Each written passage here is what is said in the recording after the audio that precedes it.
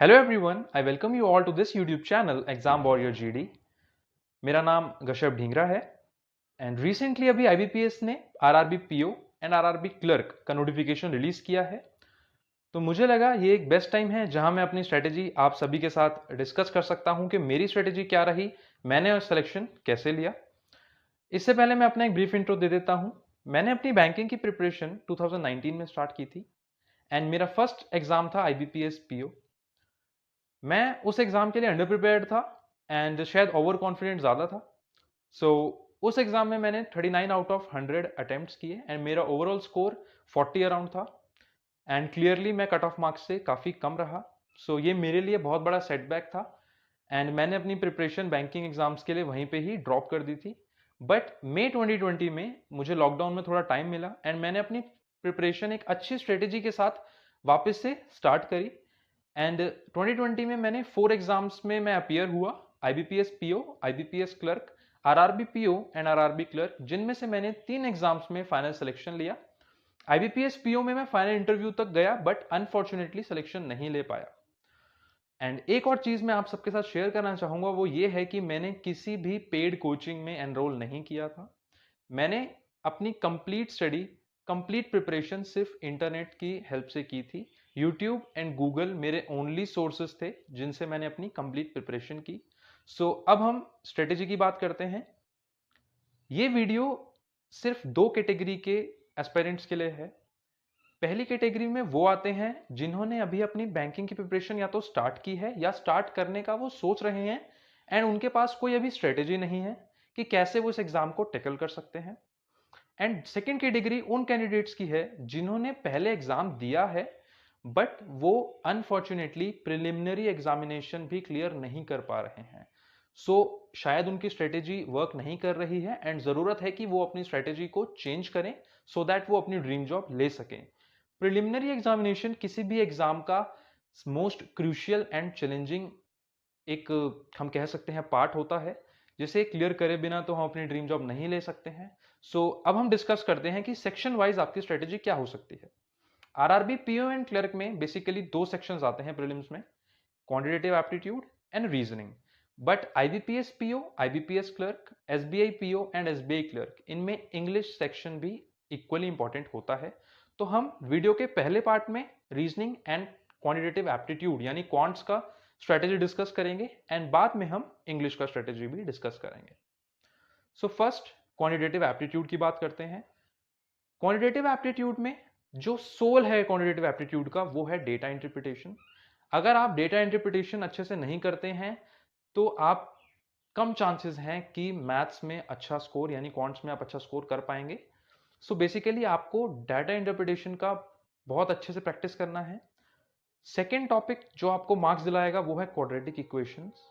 Third topic is number series and ऐसे कुछ छोटे टॉपिक्स हैं जो आपको कम टाइम में ज्यादा स्कोर दिला सकते हैं। हमें सिलेबस तो 100% कवर करना है बट एरिथमेटिक पार्ट को हमने लेटर ऑन टच करना है। पहले हमें बाकी सारा पार्ट को अच्छे से कवर करना है सो दैट हम कम टाइम में ज्यादा मार्क्स ले सकें। अगर हम मैथ्स के सोर्सेज की बात करें तो एरिथमेटिक के लिए तो मैंने किसी भी बैंकिंग टीचर को फॉलो नहीं किया था, रेदर मैंने एसएससी ओरिएंटेड टीचर्स को फॉलो किया था। उनमें से जो 2 थे वो थे अभिनय Sharma sir and Gagan Pratap sir, तो आप इन सबको फॉलो कर सकते हैं एरिथमेटिक के लिए। डेटा इंटरप्रिटेशन के लिए अंकुश लांबा सर वीडियोस बनाते हैं, आप सब बहुत अच्छे से जानते होंगे उन्हें, और नहीं जानते हैं तो आप यूट्यूब पे उन्हें देख भी सकते हैं। उनका अपना चैनल है बैंकिंग क्रॉनिकल के नाम से। सो डेटा इंटरप्रिटेशन के लिए अंकुश लांबा सर बहुत अच्छे से आपकी प्रिपरेशन करवा देंगे। बाकी भी जितनी थोड़ी बहुत चीजें हैं जैसे क्वाड्रेटिक इक्वेशन हो गई या फिर और भी जो चीजें हैं, आप एक बहुत अच्छा चैनल है लर्निंग कैप्सूल्स, जहां पर Harshal sir and Yashraj sir आपकी काफी अच्छी प्रिपरेशन करवा देंगे। तो ये ओवरऑल सोर्सेस हैं। अगर आपको खुद से प्रैक्टिस करना है तो आप गूगल पर जाके किसी भी टॉपिक के आगे स्मार्ट कीड़ा लिख देना, आपको सारी क्विज मिल जाएंगी वहीं पे एक जगह पे। सो अब हम बात करते हैं रीजनिंग की। जैसे मैथ्स में सोल है डेटा इंटरप्रिटेशन, ऐसे रीजनिंग का सोल है पजल्स। अगर आप पजल्स में कम से कम टाइम में आप पजल नहीं बनाते हैं, आप प्रोफिशिएंट नहीं है पजल्स में, तो आपके चांसेस बहुत मिनिमाइज हो जाते हैं एग्जाम क्लियर करने के, क्योंकि पजल्स कम टाइम में आपको ज्यादा स्कोर देती हैं। तो फर्स्ट ऑफ ऑल आपकी स्ट्रेटेजी होनी चाहिए कि आप पजल्स को बहुत अच्छे से करें प्रैक्टिस। एंड जो सोर्सेज हैं पजल्स के लिए वो भी अंकुश लांबा सर हैं। अंकुश लांबा सर से अच्छी फैकल्टी पजल्स के लिए शायद कोई नहीं मिलेगी आपको यूट्यूब पर। उनकी सारी वीडियोस फ्री हैं, मैंने भी वहीं से पढ़ाई की थी एंड मैंने अपनी प्रिपरेशन में हमेशा अंकुश सर को ही फॉलो किया है, तो आप भी उन्हें फॉलो कर सकते हैं पजल्स के लिए। He is too good. And जितने भी बाकी रीजनिंग के भी पार्ट्स हैं, जैसे सिलोजिज्म हो गया या इनइक्वालिटीज हो गया, ये आपको कम टाइम में ज्यादा स्कोर देते हैं। ब्लड रिलेशन हो गया या फिर डायरेक्शन सेंस, इन सभी में आप ब्लाइंडली अंकुश लांबा सर को फॉलो कर सकते हैं। And online sources in practice के लिए आप अगेन कोई भी टॉपिक के आगे स्मार्ट कीड़ा लिख के सर्च करेंगे तो आपको वहीं क्विज मिल जाएंगे गूगल पर ही। सो ये तो रहा रीजनिंग एंड क्वांट्स। अब हम बात कर लेते हैं इंग्लिश सेक्शन की। इंग्लिश सेक्शन का जैसे रीजनिंग का सोल है पजल्स, ऐसे ही इंग्लिश सेक्शन का सोल है वो है reading comprehension. So reading comprehension अगर आप अच्छे से कर लेते हैं तो आपका चांसेस जो होंगे वो बहुत ज्यादा होंगे, आप आउट ऑफ लीग स्टैंड करेंगे एंड आपके एग्जाम क्लियर होने के चांसेस बहुत ज्यादा बढ़ जाएंगे। इसके लिए जरूरी है कि आपकी एक रीडिंग की हैबिट होनी चाहिए। डेली आपको कुछ आर्टिकल्स जरूर रीड करने चाहिए, ऐसा कि मैंने भी किया था। तो उसके लिए आप एक अच्छा न्यूज़पेपर जैसे द हिंदू या द इंडियन एक्सप्रेस इनको फॉलो कर सकते हैं। इससे आपको दो बेनिफिट्स मिलेंगे कि मेंस में आपको जनरल अवेयरनेस में करंट अफेयर्स पढ़ने होते हैं, आप उनसे भी अवेयर हो जाओगे अगर न्यूज़पेपर पढ़ोगे। एंड साथ ही में आपकी रीडिंग की हैबिट भी इवॉल्व होगी, इंप्रूव होगी। एंड साथ में आपका वोकेबुलरी सेक्शन जो कि बहुत इंपॉर्टेंट रोल प्ले करता है किसी भी एग्जाम में इंग्लिश में, वो काफी हद तक इंप्रूव हो जाएगा।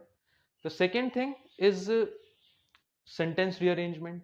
तो ये भी आप जब आपकी रीडिंग हैबिट्स होंगी तो आप अच्छे से सेंटेंस को रीअरेंज कर पाएंगे, या फिर एरर डिटेक्शन का पार्ट हो गया वो आप अच्छे से डिटेक्ट कर पाएंगे। तो ओवरऑल आपका एक रीडिंग का जो हैबिट है वो होनी चाहिए। एंड ज्यादा नहीं, दिन में आप सिर्फ 2 आर्टिकल्स रीड कीजिए, that is more than enough. Vocabulary के लिए कुछ लोग सजेस्ट करते हैं Word Power Made Easy by Norman Lewis. आप वो बुक पढ़ सकते हैं, बट फ्रेंकली स्पीकिंग मैंने वो बुक के शायद 5-6 पेजेस पढ़े होंगे, बट उसके बाद मैंने उसको ड्रॉप कर दिया। मैंने बिल्कुल भी उस बुक को रीड नहीं किया। बट अगर आप मेरे स्कोर्स देखेंगे तो इंग्लिश में मैंने बहुत अच्छा स्कोर किया है हर एग्जाम में। एंड अगर आपको मेरे मेंस के स्कोर कार्ड्स देखने हैं तो आप मेरे इसी चैनल के पिछले वीडियोस को देख सकते हैं, मैंने सारे स्कोर कार्ड्स वहीं शेयर भी किए हैं। सो ये थी एक micro video for the complete strategy of prelims. अगर आपको इसके अलावा कोई और डाउट भी है तो आप मेरे को यूट्यूब में कमेंट सेक्शन में जाके कमेंट कर सकते हैं, मैं आपको डिटेल में आपकी सारी क्वेरीज का सोल्यूशन दूंगा। So thank you so much for watching this video. Bye bye, have a nice day.